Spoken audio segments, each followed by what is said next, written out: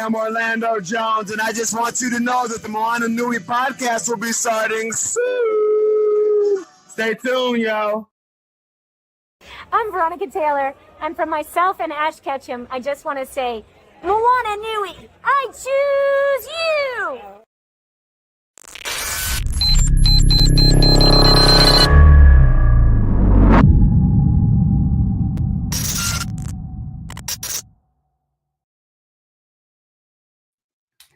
Aloha mai kako. Welcome everyone to the Moana Nui Podcast. My name is Moana and I'm excited today to be talking about one of the things that Hawaiians love the most, food. And where can we find it, especially for those of us who live on the continent. So tonight we're Sorry, I could go for some right now. Who has a Pokeball, like a real one? Yes, me and you both, sis. Me and you both. Definitely. So of course, it's always good when Dana and I can be together here on the show. So good to see you again, sis. Welcome. As always. And for those that are joining the show for the first time, of course, I'm Dana, the other half of the Moana Nui Podcast. And then, of course, we have our multifaceted, multi-talented, the founder of this podcast, the award-winning children's book author, also behind the new Lilo and Stitch comic book series.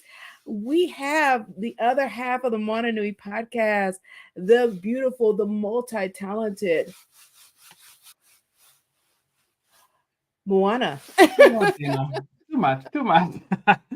Oh, but it's not about me. It's about the community. So tonight I'm excited to have our friend Matt Kamara join us tonight. He's going to be hosting and leading our show tonight.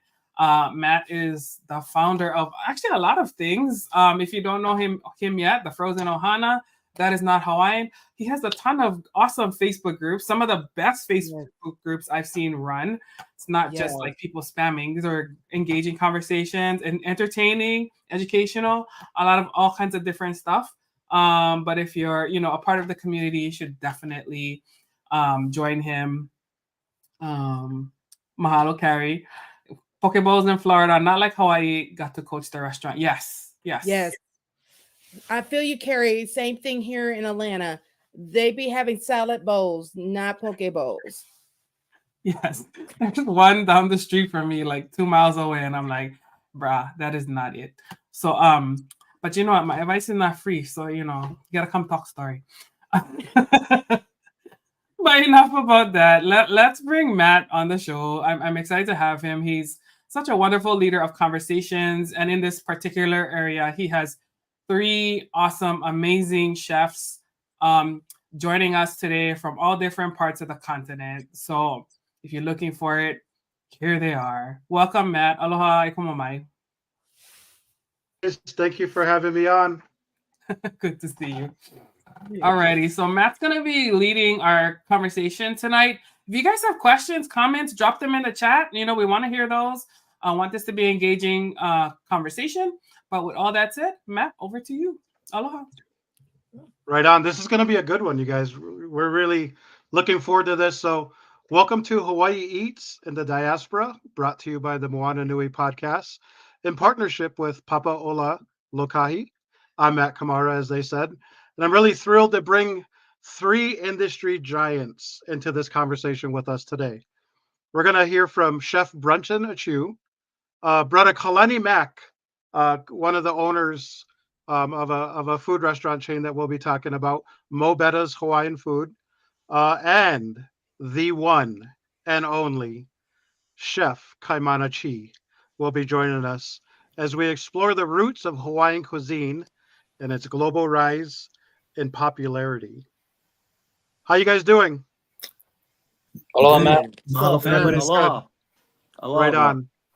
So I'm going to share a little bit of history, a little bit of reference to our 3 guest panelists here, and we'll get right into this.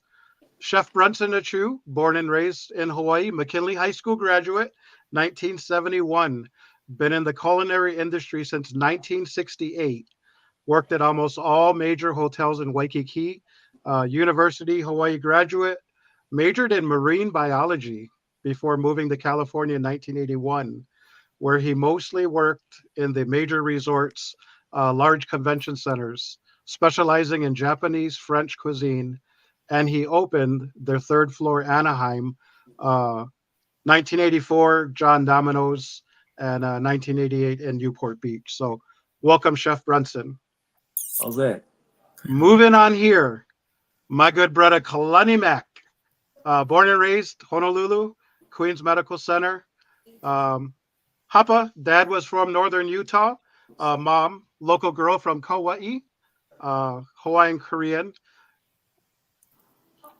You lived in Alewa Heights, until you ninth grade, and then you moved to the windward side, where you graduated from the mighty Castle High School. James V. Castle High School in 1987. I got a lot of family that went Castle. City bus operator for Oahu Transit Services, the bus, 1991 through 1998. And then he moved, a wife and 2 children, to Salt Lake City. And the story really gets moving there. It sounds like it was a tough time, some Chapter 11 things. And, you did some Del Mar taco stand for one day. And then you moved right into it and opened up Mo Betta's in 2008 with your brother. So I did. Yeah. Everybody, And welcome. Thank you for not referring to me as a chef, because I'm humbled. I am really humbled to be on with Bronson and Kaimana, because I'm not a chef. I am Zippy's trained. If you want to, and I learned from my aunties, and so I am not a chef per se, but I just love to eat. I'm like all the Hawaiians out there. Right? Yep. I just love to eat. But the experience working at Zippy's in Kaneohe. I did. I did during high school. Yeah. But that doesn't make me a chef. Nowhere close. But I like to eat. Yeah. So that's the extent of my training. But I'm humbled to be on here with Bronson and Kaimana for sure. I'm happy that you included me on this. So I'll share whatever I have for sure. And that brings us to Chef Kaimana Chee. Chef Kaimana is the owner of Chef Kaimana LLC, executive chef of Uncle's Hawaiian Grinds, a modern Hawaiian restaurant located in Falston, Maryland. Over the last decade, Chef Kaimana has traveled to over 40 countries as a chef and brand ambassador for several companies, including Grounded Foods, Eat Just, Blue California, Ingredients, and Good Meat. A native of Hawaii, Chef Kaimana identifies his multi-ethnic upbringing as one of the key contributing factors in developing his passion for food, starting his professional culinary journey on a food truck nearly 2 decades ago. Chef Kaimana has since earned a collection of culinary accolades that include numerous television appearances, and this is where a lot of people might be looking at him right now on their screen saying, he looks really familiar. Where do I know him from? Well, here we go. Television appearances, culinary competitions. Among those highlights, MasterChef USA Season 3, Food Network's Guys Grocery Games, and Cutthroat Kitchen in 2021. Chef Kaimana was also an integral member of the first team to launch the commercial sale of cultured lab-grown meat in the country of Singapore. He is among the first chefs in the world to ever cook and serve cultured chicken. Chef Kaimana was born and raised in the towns of Hau'ula and Laie on the north shore of Oahu. He is a graduate of the Kahuku High School and attended Boise State University. Beyond his culinary passions, Chef Kaimana is the kumu hula for Halau Nohona, Hawaii, located in the DMV, the DC, Maryland, and Virginia region.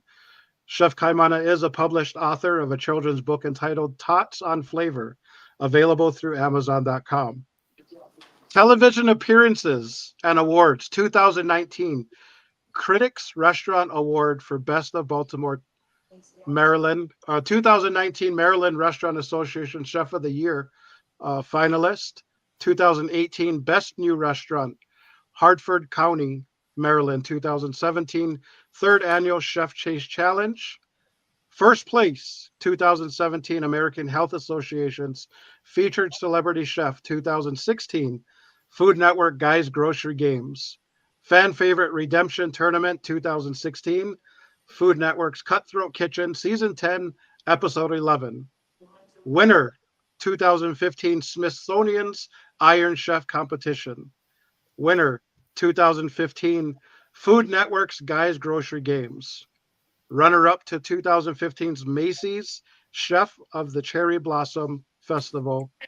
And 2012 Fox Master Chef Season 3 contestant. Everybody welcome Chef Kaimana Chee. Mahalo, mahalo. Mahalo, everybody.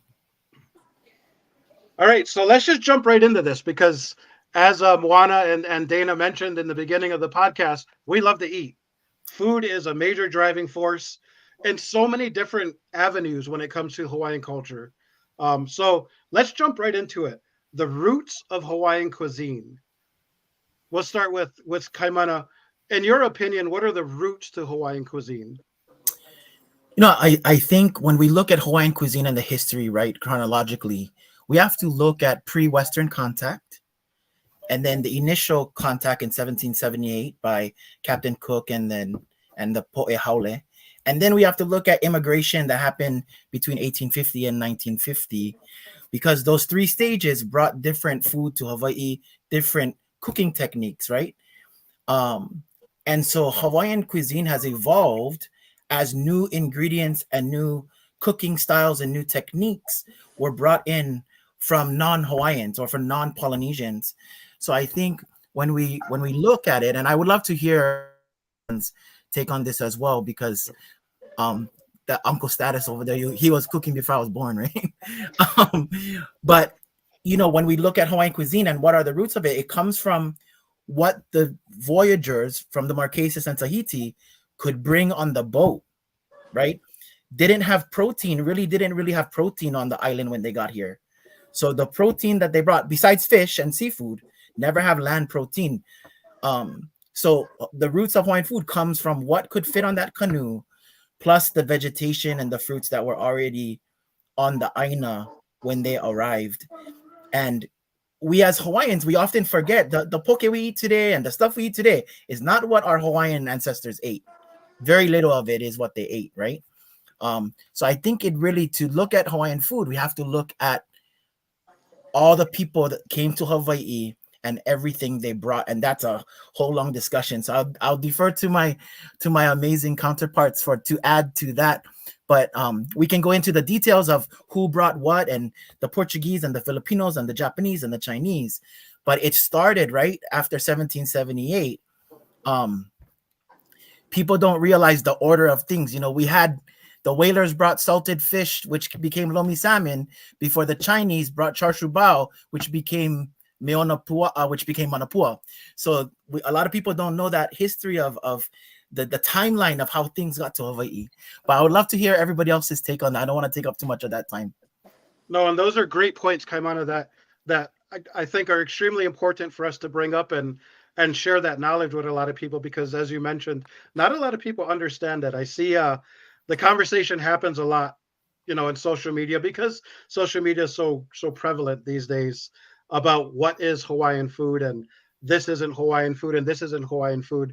And I think one of the biggest pieces that a lot of people may be missing is that Hawaiian food has evolved, like you mentioned, right? Because we all know that Hawaii it's an island in the middle of the ocean. And so with what wasn't already growing there had to be imported and brought in. So those are great points. Chef Bronson, anything to add on that? The roots of Hawaiian cuisine. You know, a big one I want to throw out is this. Poke. Poke. The conversation that I have a lot through the days, and I am far from any type of food aficionado or chef or anything, but I know that the poke that we see today, you know, cubes, sliced crosswise, ahi, taco, and etc. But from what I understand, poke at its origin was actually reef fish. And That's correct. that might be That's something correct. that a lot of people don't know. The refish That's was correct. actually scraped. So maybe Yeah. we could lead into that, Brunson, on Okay. origins of Hawaiian food. Okay. So the Polynesians, all they had was an emo to cook. That's the basic right there. And then the luau's and all that came. But getting to the poke on the reef fish, that's actually correct because, with my dad growing up in Wailua, man, poke was inui nui. I don't know if you guys ever had that fish, but it's hard to eat. I mean, I got used to it. And then the scraping of the fish was the o'io and the ava. And we made that into lomi, lomi o'io, lomi ava, and then, of course, the Chinese would turn that into fish cake. So that's how I grew up with the inamona, the limokohu. We used to go pick up at Sand Island, as kids. Um, so I kind of grew up the old school Hawaiian way through my dad, I mean, eating pink poi. I don't know if you guys ever had pink poi. I mean, that's bubbling already, man, stuff like that. Ake, the raw liver, It which it has to sounds like be ake is I don't know, maybe for a lack of better words, but it sounds like ake is regaining popularity. could Um, be, I mean, I've been up here so long. I mean, my dad's sister, my Auntie Ruth, was the king of making aki. yeah, I mean, soaking in water for hours to get all the blood out. That's the main thing of making aki. Uh, and then making lau lau. Um, back then we used to salt our own butterfish. The butterfish came from Alaska. The black cod up here, the Howleys, they call them sable, yeah. But yeah, we used to salt everything. The even the salt the short ribs for salt beef watercress. you know. So, but the poke back then to the poke now is truly different. I think probably during the 70s it gained really big popularity because we used to go down to the Alamoana's Farmers Market on Ward Avenue, and then had Hailey's down there. Hailey's Hawaiian Food, which she's retiring at the end of June. Her lease is going up. She's in Kapahulu right now. But that's where I first got the taste of the tuna making like that. And unless you went to the Korean bars back then, because they was yeah, making poke like that. yep, Yeah. yeah. I'm glad that we were able to touch on that. It's so when we take poke for example, we're talking about origins of scraped reef fish all the Right. way through what we know as poke growing up to what it Yeah. is now, and to what it is now, and you got poke still in Hawaii with a ton of different flavors and styles, and then you got these fusion type poke bowls that offer these toppings and fillings and things like that. And I'll tell you quickly, one of the things that I like to mention during conversations is that neither are wrong or right. It's Right. just different. Some are different. Yeah. If we talk to somebody who grew up eating poke as inui nui, right? Yeah. And we're over here eating ahi poke, they might look at us and be like, that's not poke. And then it's the same thing that we're doing to people with these fusion style poke bowls. Yeah. So it's a good point to bring up that in reality everything evolved. You just gotta be open minded. Yeah. You gotta. That's the big thing Yep. about food. You gotta be Food. just open Yeah. minded. So You know. Kalani, coming from your perspective, what are your thoughts on the roots of Hawaiian cuisine? I very much align with what Kaimana was saying. There is very distinct and very much the time periods are broken up to when, and I've thought about these things a lot, especially the history of Hawaiian food. And growing up, my grandparents are from Kauai, and they were salt harvesters. So I don't know if you know of the red Hawaiian salt that comes from Kauai on the west side, down on off of the beach near Hanapepe. The salt pond. Yeah, the salt Hey, my pond. grandma them too. My family had beds there, and they still have them. My cousin Michael Maderis actually runs those. But my grandma, I grew up with going there during the summers, and my aunties and my uncles, everybody would always take us down there. And I was just I was just a kid back then, and the only experience I had was helping them with the water and taking the water and putting it in the beds and this and that, and waiting for those salt crystals. But I remember listening to my grandpa, and my grandpa Louis. This is our family is the Ni'au Haleakala family, and that they're the ones that had those salt ponds, and we used to take care of the salt ponds. But my grandpa used to teach us that salt was pretty much the basis. So we talking about poke and stuff like that, and we talk about the Hawaiian salt that we use. And he taught me about the color, why the color of our salt there was red, because it was getting the red dirt from the alai there in the near the ocean and the dirt. And it was very special to Kauai, and he taught me the principles of how that salt cannot be sold. And I even have some salt sitting here in my office that my auntie brought the last time, harvested from when my grandfather was still around. And that salt is super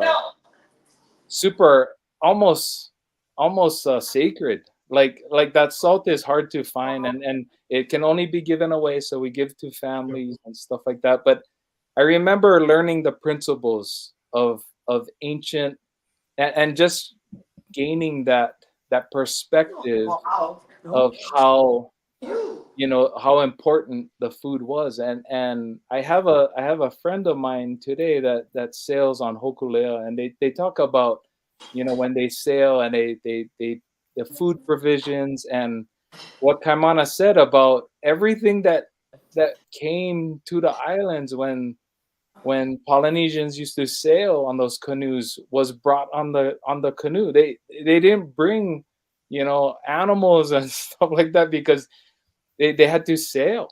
They had to sail, and so they fished, and they brought whatever they had, and salt was a big part of that, using to preserve. And so that would be my input in the ancient, just reaching back to those ancient times. And I know the Hawaiian salt that's sold today has that red tinge, but it's not harvested the same way. But I know that process, and I understand where our roots are, and humble beginnings, like these people anciently. We were hunters, we were gatherers. Most of the time, the men did all the cooking, the women were gathering, they were farming. And it's just amazing to think of our roots and how simple the roots. And we can go into talking about taro, and we can talk about all of those things. But my experience and my input would be from the salt, because my family is actually tied to that, and those areas. So very interesting. Yeah, very interesting. No, definitely appreciate that insight, and you sharing with that. Here's kind of the cool thing. I mean, Kaimana really dove into a little bit of the history aspect, and shared a lot of knowledge that maybe a lot of people aren't really familiar with, that in depth. And talking about poke with Bronson and the straight fish, and then bringing it up to the Hanapepe salt with Kalani. That kind of leads us into the next question. And the next question is talking about the unique ingredients used to create Hawaiian dishes. And I guess when we say Hawaiian in this podcast, we can probably stick with more Hawaii local type foods. But you know what ingredients come off the top of your head? You know, you got ulu, you got hana pepe salt, maybe inamona, things like that. But what ingredients come to your minds? Uncle, you're on mute, Uncle. All right. Yeah, salt is one thing that's important, and then of course the seaweed, yeah, the ogo, the limo, Yep. and then the limo kohu. That's important. Either red salt, white salt for certain things. Basically, Hawaiian cooking, true Hawaiian cooking is just simple. Yes. No major anything. The soyu and all that came in the late 1800s when all the Pakes and the Japanese and Chinese guys came over. So that's when shoyu came over, and that's when the rice started, right? Yep. Right. So since I had family working in the cane fields back then in Wailoa, right? Uh, they all brought lunches in these canisters, these iron canisters. You take them apart, rice and whatever, had adobo in there and all kinds of stuff. I think that's how the plate lunch stuff got started. Mm-hmm. You know, I truly believe the hamburger steak, it started in Japan and brought over to Hawaii because the real hamburger steak got a lot of stuff in it. Got shoyu in it, got ajinomoto in it, got onions in it. I mean, that's the true, to me, hamburger steak, And I think it started by the Japanese, and that's how everything got started from those immigrants that came over in the 1890s, Yeah. And that's how, that really all the mom and pop stores, right? Yep. Japanese run, kon sushi, maki sushi in the cases. You go in there and buy them, and then the okazuya shops got started like that. I'm glad you brought those points up because that's something Yeah. that I really appreciate. When either me and you are talking personally, or I see on your Chef Bronson page on Facebook, Bronson does a great job explaining the ingredients, and really explaining it in a way that it's easy for a lot of people or even majority to understand. But he also does share a lot of the history of the ingredients, and learning what you're cooking to me just makes it taste that much better, right? Yeah. Coming into Kalani here from a business owner standpoint with Mo Bettas. You guys started Mo Bettas in 2008, and I believe you're at 50 locations, right? Correct. Yeah. 50 right now. One thing that I do see and I do appreciate with Mo Bettas is you guys really do pay a lot of respect to the past, through whether it's social media or your decor or even, I wouldn't say it's ancient, but partnering with Aloha Shoyu for some of your items and things like that. So from a business standpoint, how do you incorporate, ingredients that you can't lack on? It might cost you a little more, but that's the right ingredient. For us, it was really important when we first started. Me and my brother, we wanted to keep it. We wanted to keep it somewhat real. So we knew we were starting a restaurant here in Utah.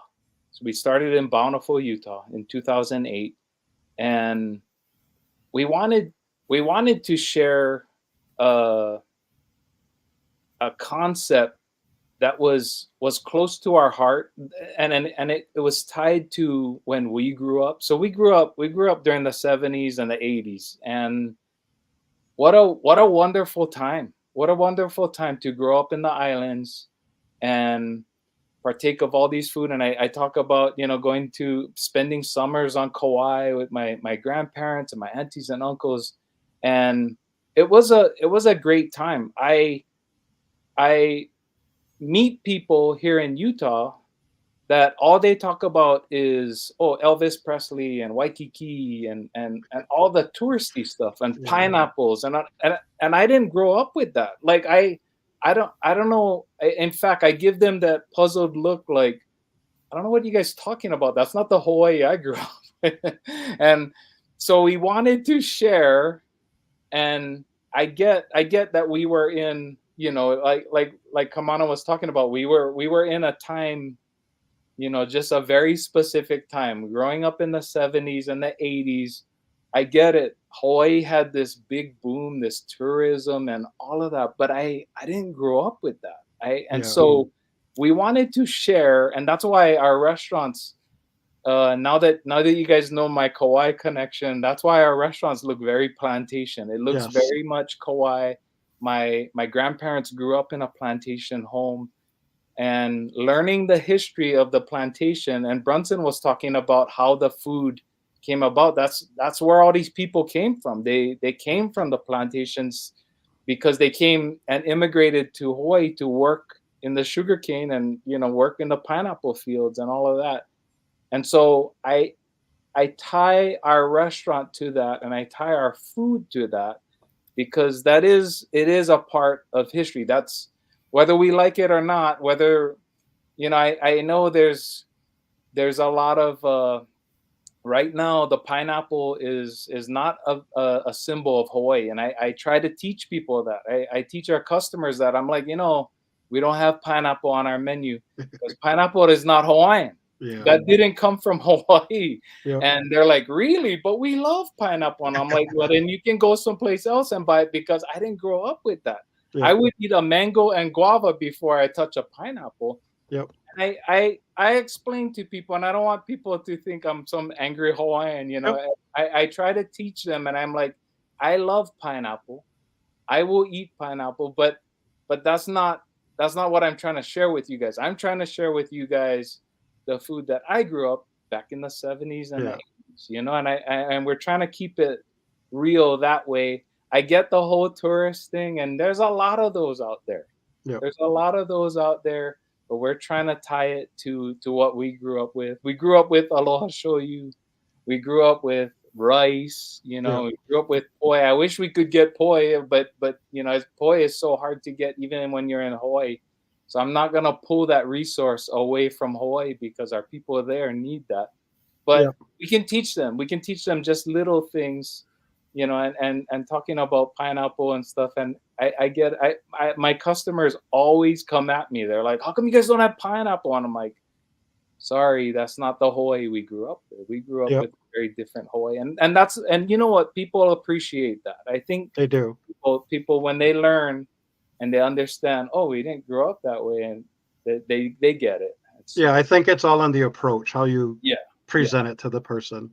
And you know, that brings us to Kaimana, because from a cultural standpoint, I mean, I'm sure you could go days on the topic, but before we get into that, I tell you, Kahuku has to be one of the most proud schools out there, because no matter, I'm on a podcast, I'm in a personal conversation, I'm on social media, somebody's got to come in with the Red Raiders for life. So we gotta throw it out to Peter out there saying aloha Kaimana. Aloha. Kaimana, quickly before we get deeper into the ingredient thing, I have a question, and it's something that is close to me, but I have a friend out here, her name is Jenna, and out here in Minnesota. And one of the questions that I have and she has is, with a celiac or gluten-free, off the top of your head, do you have any ingredient suggestions that could help someone enjoy Hawaiian cooking, local food? Matt, really, the only thing really prevalent in Hawaiian food that has gluten is shoyu. Okay, yep. And now they have another option, right? Tamari. The Japanese brand Tamari provides that. But otherwise, you have to remember, we didn't have flour in Hawaii. Yes. So there was no issue with gluten. We didn't have flour. And, you know, the rise of celiac and the rise of that issue, it's not that it didn't happen in the past. I think that through technology and science, we can identify that as an issue now. Yep. But before I go to the next, I want to respond to what Kalani said and Uncle Bronson, because what Kalani made a point is Uncle Bronson grew up in the 60s and 70s. Kalani grew up in the 70s and 80s. I grew up in the 80s and 90s. So I have a different relationship with pineapple because my uncle worked in Wahiawa at the pineapple plantation. So the same way, and this is the same way you can say pineapple is not Hawaiian, neither is shoyu. Shoyu is not Hawaiian. Neither is rice, not Hawaiian. Neither is mac salad, not Hawaiian. So you can see, right, depending on where you grew up and what time you grew up, we had access to different foods, right? We didn't start putting lihimui powder on things till the last 20 years. And through the rise of lihimui powder, which somebody took the seed out, grounded up the lihimui, and it became our version of the Latin chamoy, things evolved even within our 3 generations, and we overlap in generations right here on this podcast. I do serve pineapple at my restaurant, but I educate people. The Hawaiian word for pineapple is halakahiki, which means fruit from a foreign land.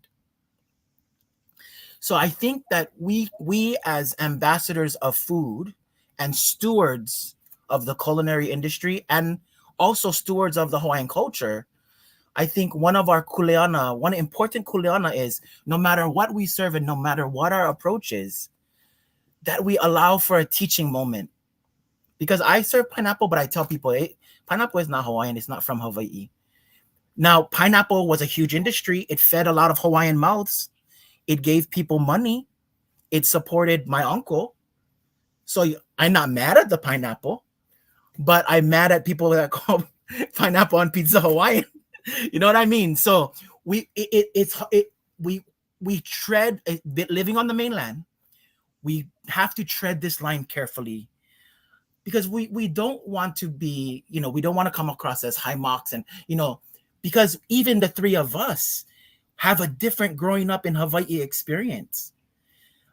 I'm lucky because my parents were 14 and 15 when I was born, which means my grandparents had a lot to do with my upbringing.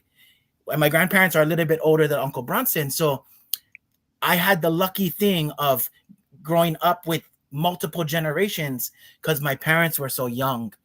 And people my age didn't fish for aholehole in the streams in Hauula, right? Because I did that with my dad, with my grandpa, and, in the Iwa and all of that kind of stuff. But I say that in that no matter where we come from and whatever our opinion or wherever our perspective is in Hawaiian food, I think that the education part is the most important, because starting a conversation about salt and about why pineapple and about the original versions of poke, that we probably never ate the first version of poke that our ancestors ate, So I just wanted to make those comments because what is fascinating about this panel is we all grew up in a different Hawaii. Sorry that I'm off my soapbox.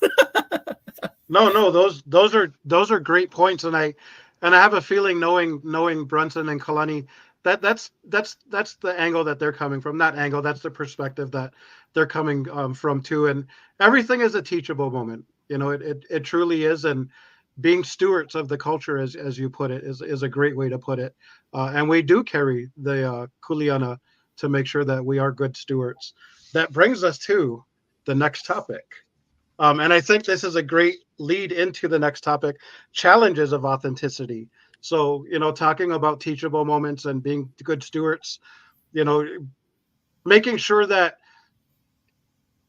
we're being pono in our conversations with folks, and we'll use pineapple as an example because it's what we were just talking about. Not really being negative about it, but letting folks know that, hey, pineapple does not make the dish Hawaiian. So what are some challenges that you folks have identified, and how have you approached them as far as authenticity in dishes?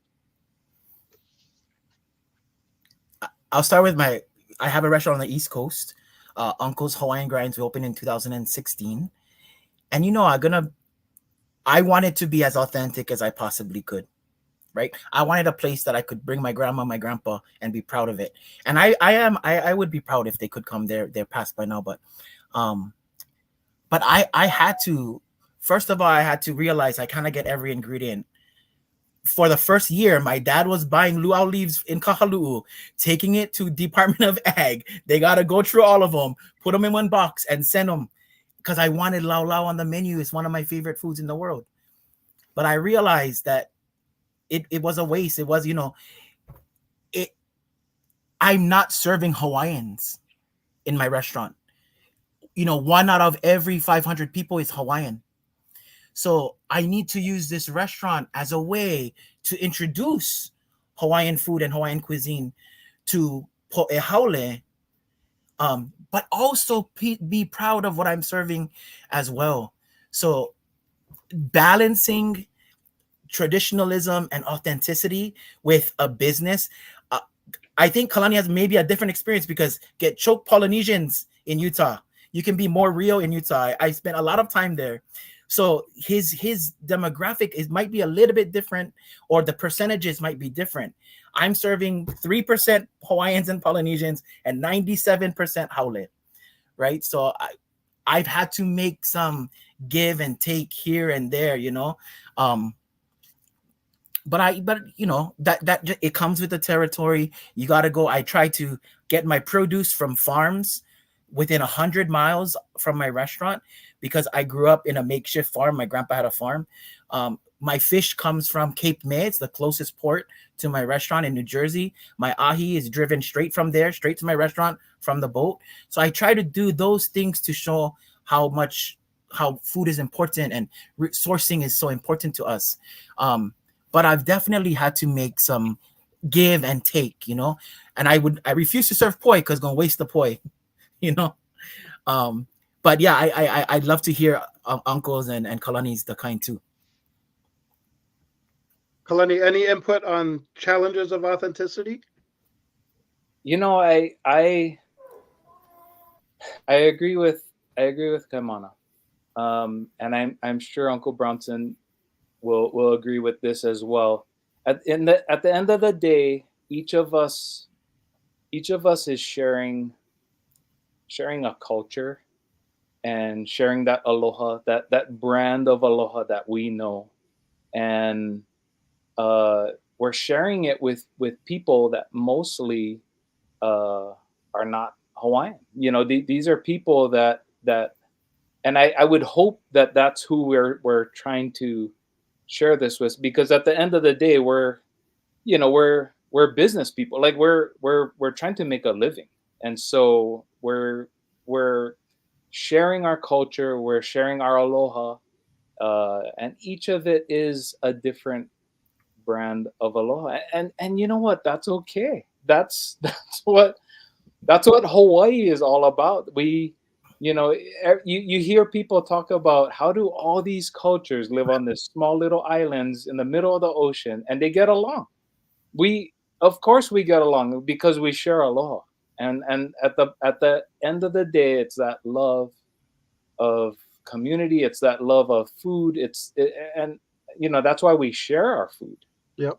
I could venture to say that Chef Bronson and Chef Kaimana, at the very least, you do this out of love.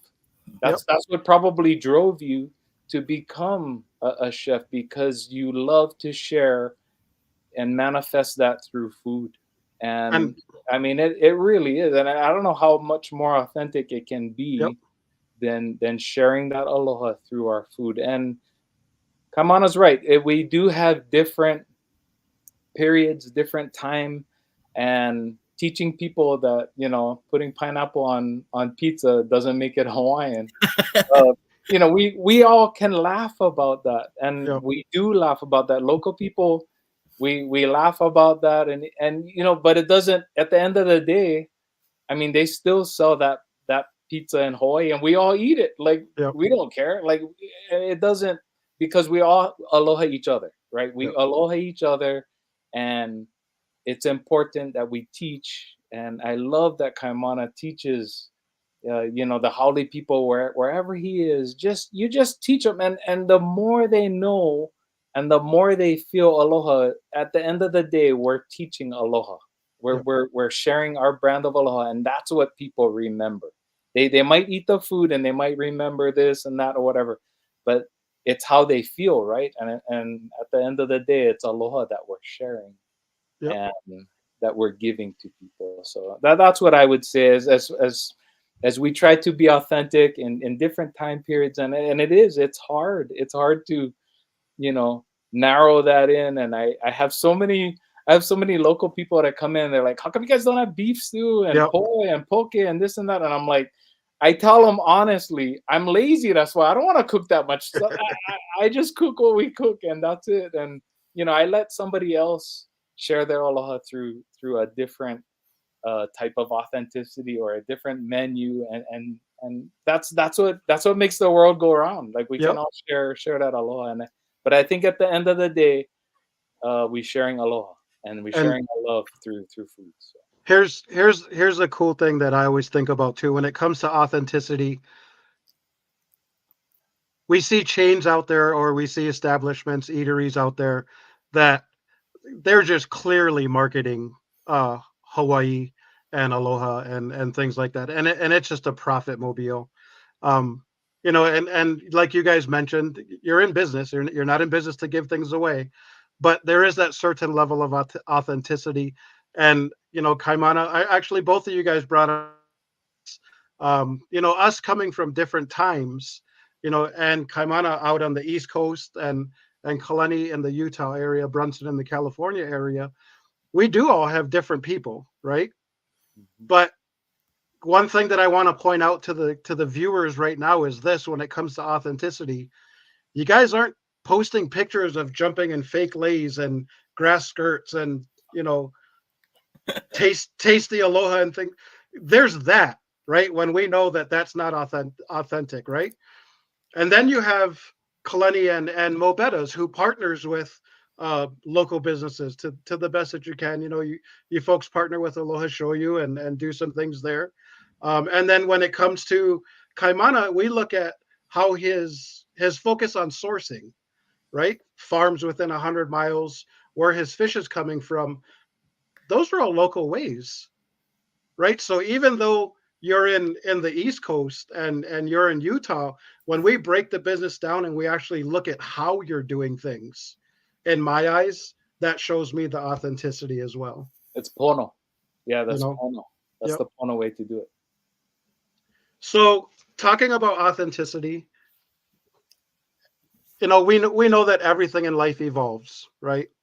Whether it's food, language, the way we learn things. I mean, the way I learned 1 + 1, in 1992, and the way that my kids learn 1 + 1 - 1 divided by 3, and that whole new style of math in 2005 is two completely different things.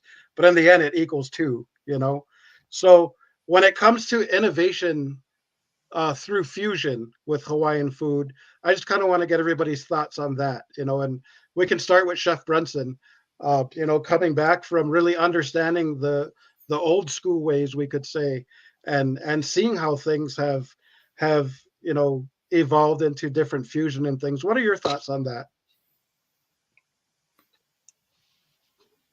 It's a creative, right? Chefs are creative, and they come up Uncle, with. You stay on mute, Uncle. You're on mute.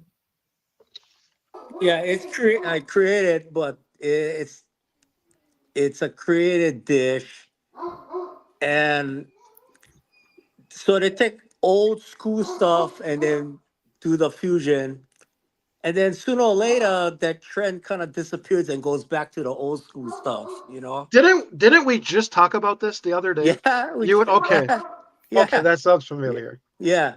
So, a good example is when I opened up John Dominus in Newport Beach. I mean, I tell you, this place is just packed every night. I mean, over $2 million a month we're making. I'm swear, I mean, from Thursday through Sunday, 550 dinners going out there. That's massive. But again, back in those days, I mean, this was in 1988, and the restaurant was just completely filled with haole people, but they like that kind of food because it's easy for them to eat, you know, and it's innovative, especially when you take the steamed fish out to the table and pour that hot peanut oil on it, and it starts to sizzle. So there's a character that when you do that, I mean, people see that. Oh, I gotta have this the next time. So the next time they come in here and they tell me, "Hey, you guys still get the steam? What was it, baby opaka pakas? You know, we used to get the 2 pounders, and then serve it like that out at the dinner table. You know." So and then also doing the poke at John Dominick's. You know, back then the shoyu and kadoya sesame oil and ogo and a little bit of inamona going out there for the poke, you know. So yeah, the fusion does work up here. I mean, almost everybody has it over here in California. I mean, you go to any of these plate lunch places, they got it, you know. But but then they always ask me how do I go back to like making old fashioned beef stew, you know. So I teach them how to do it, you know, and I said, just use the correct meat to do it, you know. So I teach them how to use a chuck flap tail. So that's the boneless short ribs. And I tell you, they only do it once a week, but they're getting $17 for that plate. And I said, you sell out, you sell out. That's it, you know. So and then other things, you know, like on my Chef Bronson, I'm actually showing people how to make lao lao because the taro leaf is available here in California. You know, I go down to Long Beach and pick it up from El Rubio Market, you know. So I have a couple videos on Chef Bronson showing people how to make lao lao, how to salt salmon, how to salt butterfish, you know. And then what I put in the lao lao, you know, pork shoulder, pork belly, taro, the stem of the leaf, you know, things like that, how to make it and fold it. Of course, I don't have tea leaf up here. I'm not going to spend $1 a tea leaf, you know, to go get it. So I just wrap it up in parchment paper and foil, you know, and then I steam it for like almost 4 hours because it's got the stem in it, you know. So, but I say the fusion is good for up here. I mean, I know in Honolulu they got it too because of that regional cooking stuff that The came HRC. on, right? With Peter Merriman, Alan Wong, Yeah. those guys, who else? Chef Marvel, those guys, you know. So uh, I say it's cool to have that little bit fusion here and there, but you know, but then sometimes it dies out on certain places and then go back to the old fashioned Yeah. stuff again, you know? Yeah. So Kaimana, from your standpoint, what are your thoughts? Yeah, I have a very different. You, Hawaii is the birthplace of fusion when it comes to the Pacific Rim. What is the Oh most yeah. quintessential snack we eat in Hawaii? Spam musubi. That's fusion. Yep. You think when Japanese saw us putting spam in rice wrapped with nori, they were flipping the out, right? So this attitude that often prevails our fellow locals, and I catch people on Facebook complaining about this and this. Lomi salmon, nothing in lomi salmon is from Hawaii. That's all fusion. Chicken long rice, only the chicken had in Hawaii. That's fusion. The stuff, manapua, the way that it was made in Hawaii, is a fusion of char siu mao. So for us to turn our head up from, oh, that's fusion, that's hard because it makes us hypocritical as Hawaiians, right? The most popular things we eat in Hawaii is a fusion, and we should be proud of that because you know what that means? Like the pidgin language is a fusion, Pidgin language is a fusion. Our food is fusion, and it represents all the important cultures and immigrants that build the Hawaii that we know today. So when I hear about now, my restaurant is not plate lunch style. My restaurant is a little bit more kind of fancier Hawaiian food. So I'm making lihi moi bear blanc and lily koi reduction and this kind of stuff. And that's neither here or nor there. But, fusion is just a melting pot of cultural and culinary traditions. When the Puerto Ricans came to Hawaii in the 1900s and they brought their concept of pastele, they didn't have all the ingredients in Hawaii needed to make pastele. So they had to fuse Hawaii available ingredients with the institution of the pastele that goes back centuries, and they had to make the new dish. That becomes a fusion. That's the patele we know today. Go to Puerto Rico. When you eat patele, it's different. So I embrace the concept. If that helps us reach more people and sparks a conversation about what are these two culinary traditions that you're combining, that's a teachable moment, and that's my perspective on fusion. And I would love to hear Kalani's as well. And I'll tell you before we jump into Kalani, because I can see he's got something to say. Great point, and that's something that actually someone told me, Kaimana, a few years ago. I was asking questions, right? I'm in Minnesota in the Midwest, and I wanna go to the Asian store and buy kalo root and just try growing it. Our grow season here is so short, but what I'm understanding is I can at least harvest leaves a couple of times and then learn how to do, the process, things like that. I was so set on acquiring a specific type of kalo that I overlooked everything. And I actually had one of the families that we first met when we moved here about 30 years ago, a Native American family, their mom looked me in the eyes and said, "Great. What would your ancestors do if they literally just showed up to Minnesota right now and they wanted to plant this? What would they do? They're not going to find a way back to Hawaii and bring it with them. They're going to find it here. They're going to source it here, and they're going to figure it out from there." So that's definitely a great point that you brought up. To stand back and talk about fusion and it bringing cultures together, what would the ancestors do? That's what they did. They brought everything together. And we can go back to plantation days and talk about how, the sharing and things like that brought it together. But that's a great point, and I appreciate you bringing that up. Kalani, what's on your I would just add that I'm in complete agreement. Fusion is inevitable, and what a beautiful thing it is that we have fusion. When I first moved to Utah back in 1998, man, I got sick of Mexican food and burgers so fast, and I just couldn't find the variety.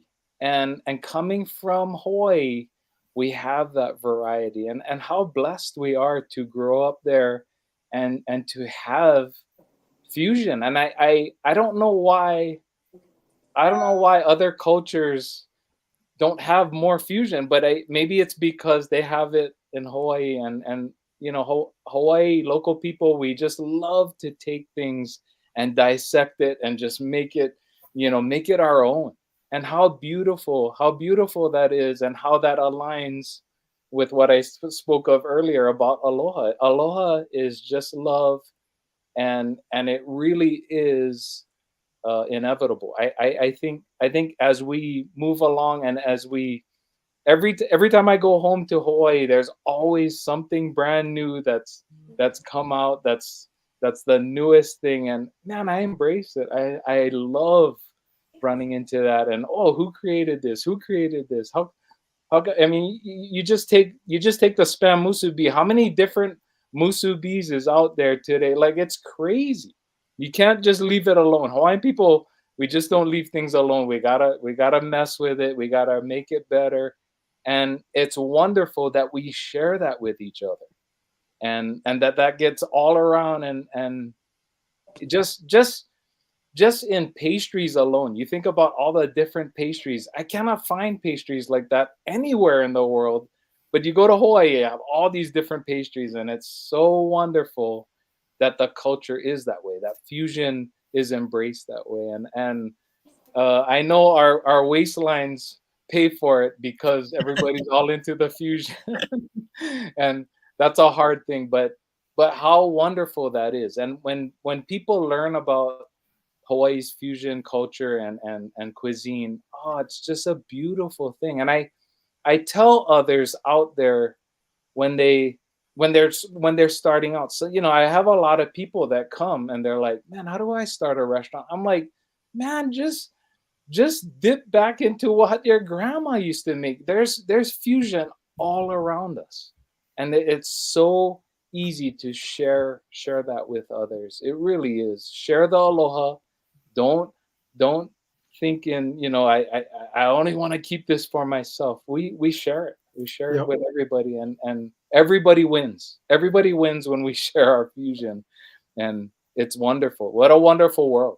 It really is a wonderful world when we can share that. So that's my 2 cents on that.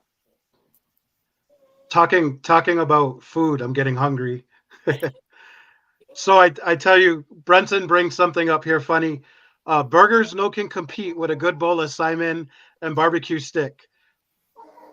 I don't know. I grew up in Hawaii. I don't know if anybody remembers Bob Simon on Hawaii by City Mill. I remember going. Yeah. I remember going with my dad after baseball, Little League baseball. One thing I to this day I don't get it. Why does a bowl of Simon and a hamburger deluxe taste so good together? It's that dashi, bro. It's so this brings me to a question I think a lot of people would be interested to hear. Bronson, if you had to pick one dish or one meal, what's your favorite? Yeah, it's gonna be that Simon with cone sushi. Which are opai dashi? So opai dashi, so that's why nobody makes the real dashi anymore. Too expensive. You gotta have shrimp shells. You gotta have dry opai to make the real Simon dashi. Yep. And $40 a pound for opai? I don't think so, man. Yeah. So, but in my days, Dad used to take us and go pick up the Simon with a pot. Yep. Never have takeout containers.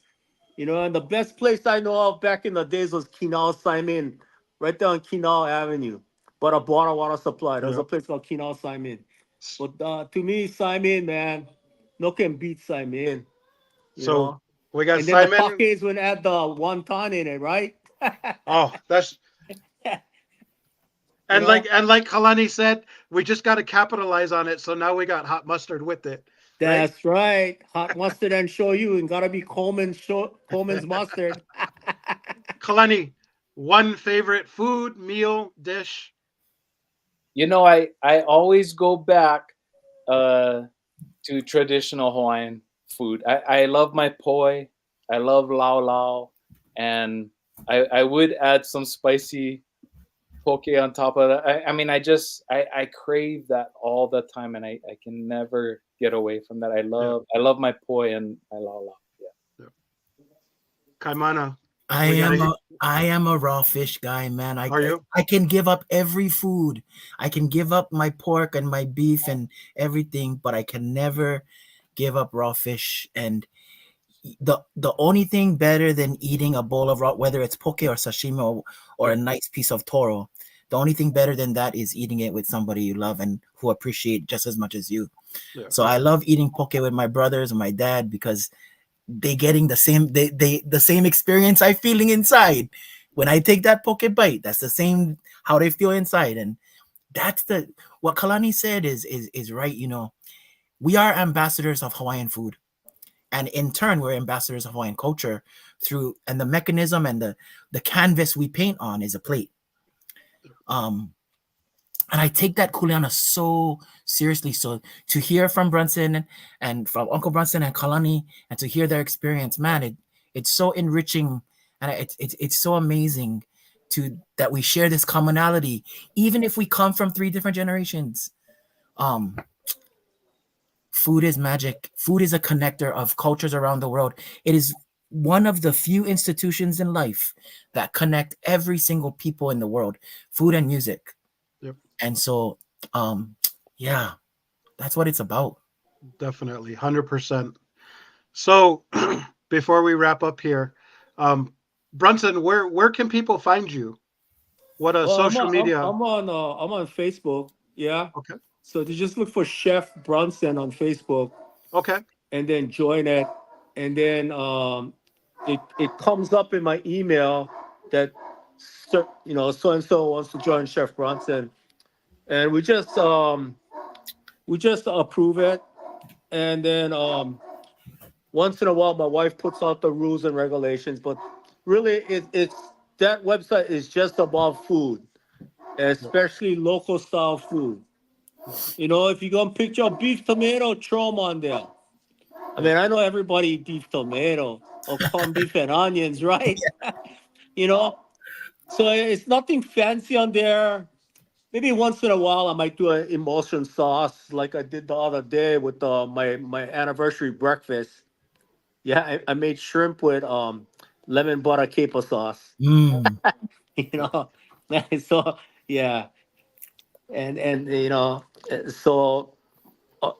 so I do stuff like that. I try not to do too much emulsified sauces because hard to do those kind of sauces. Yeah. And I mean, once in a while I might do hollandaise from scratch, and I'll do a video how to start that hollandaise from scratch, and go step by step doing it, Yeah. just to satisfy my wife with eggs Benedict.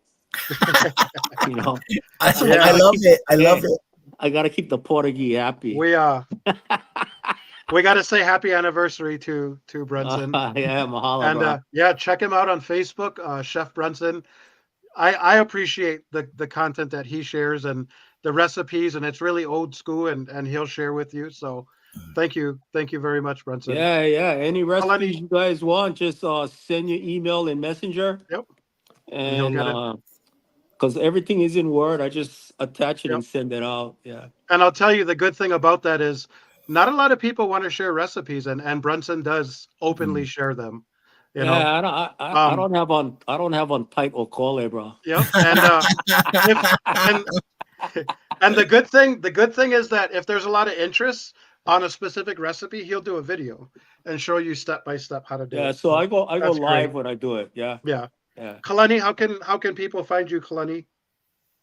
The website is mobettahs.com, mobettah.com, and people can find me on social media too. I'm on Instagram and Facebook, and reach out. Like, I love to meet people. We're in our restaurant is in 7 states, and it's always great to connect with local people and find everybody. And so if you hear of Mobettahs coming to your state, please come meet us. We try to make it to all the openings and just to spread the the aloha and meet everybody. And I'm amazed to see how many local people are all over the place. Yep. And it's fun. It's just fun to connect. We basically all family because we love to eat and we're from the islands. That's what connect us. So I love to meet everybody. So yeah, reach out and say hello.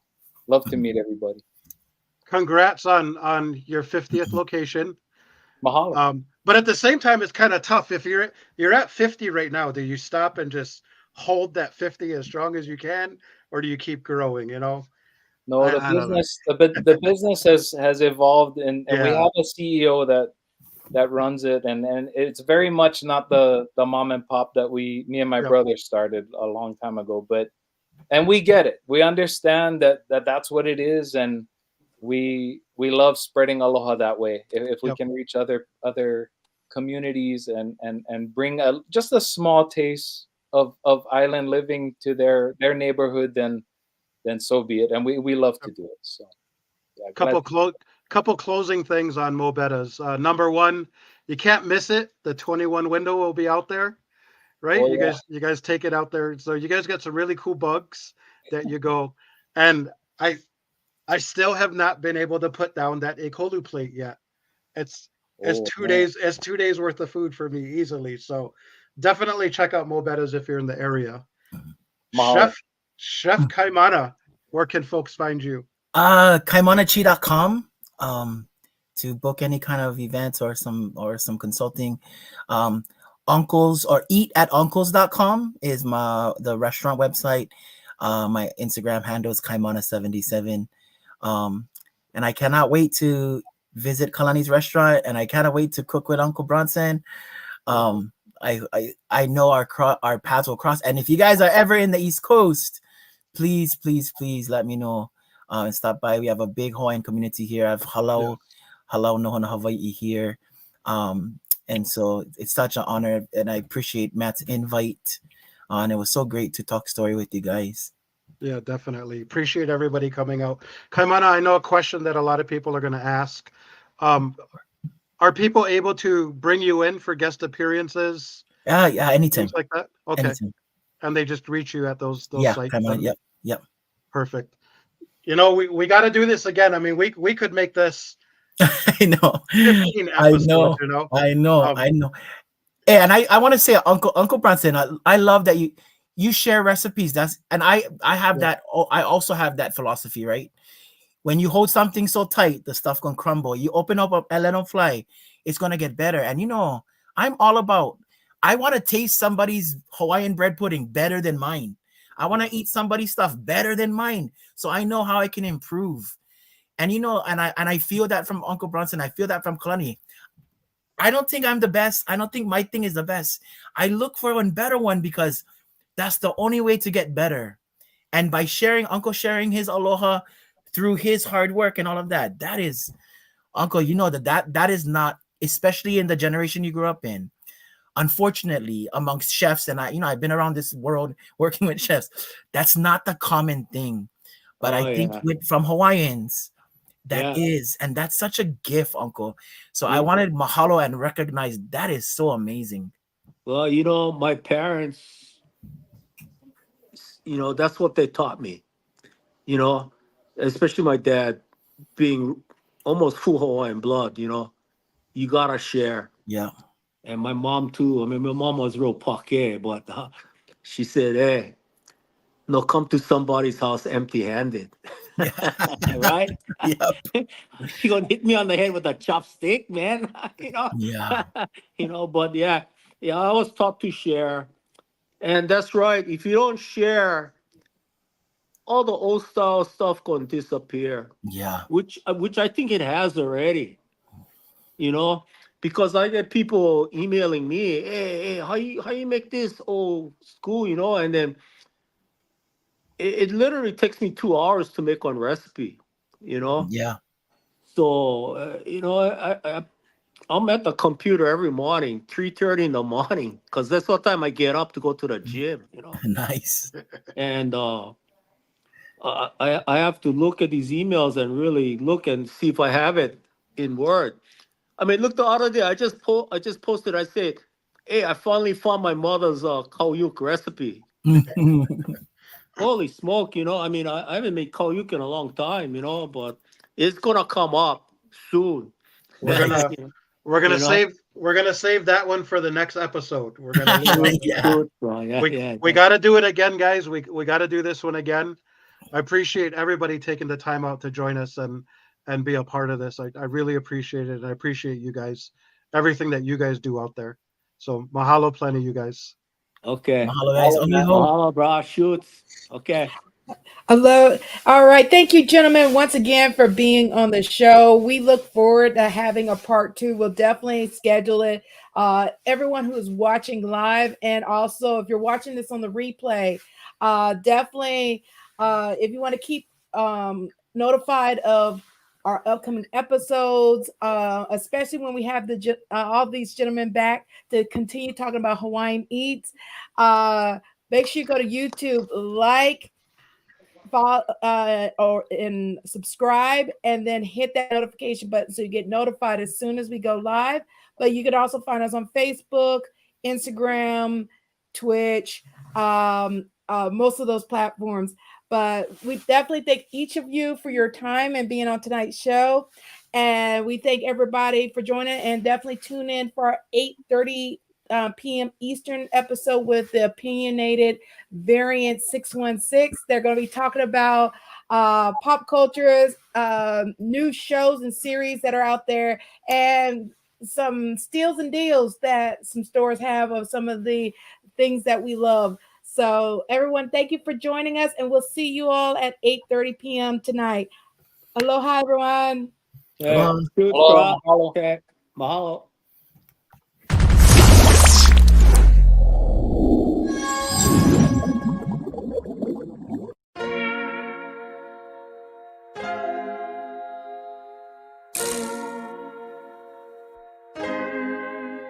So many stories left to tell, even if we have to ourselves. Can't keep history on the shelf. If we won't tell it, we will. If this the land of the free, it was a freedom then. When they annexed Hawaii and called it cedar lands, without any type of payment and no signing off. Called themselves a republic in 1894. 1.2 million acres overtaken from the Native Hawaiians. When they resisted, the West retaliated in violence and erasure. The Hawaiian language is banned as part of colonialism's plan to expand, yeah.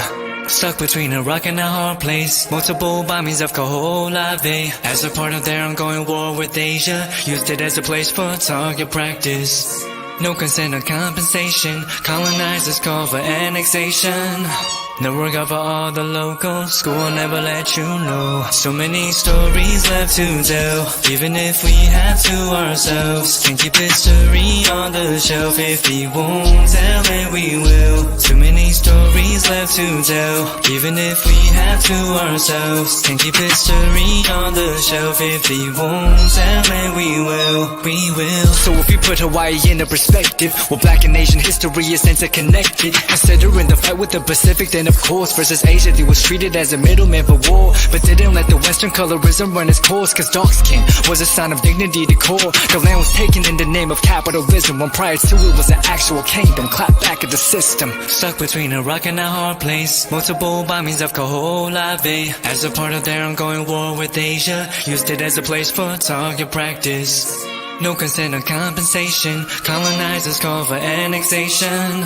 No work out for all the locals. School will never let you know. So many stories left to tell, even if we have to ourselves. Can't keep history on the shelf. If we won't tell it, we will. Too many stories left to tell, even if we have to ourselves. Can't keep history on the shelf. If we won't tell it, we will. So many stories left to tell, even if we have to ourselves. Can't keep history on the shelf. If we won't tell it, we will. Too many stories left to tell, even if we have to ourselves. Can't keep history on the shelf. If we won't tell it, we will. We will.